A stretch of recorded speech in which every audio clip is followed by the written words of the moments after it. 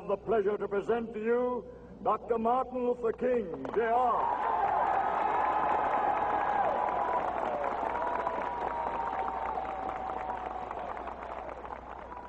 I am happy to join with you today in what will go down in history as the greatest demonstration for freedom in the history of our nation. I still have a dream. A dream deeply rooted in the American dream.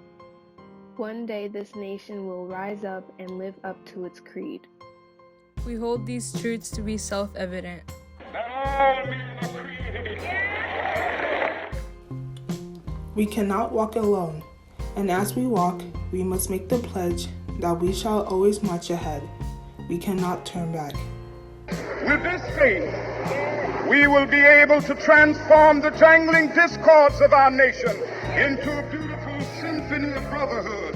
With this faith, we will be able to work together, to pray together, to struggle together, to go to jail together, to stand up for freedom together, knowing that we will be free one day.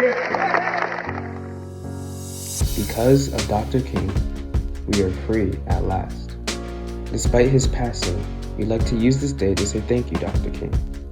Your activism paved the way for generations to come, and we are grateful for your work.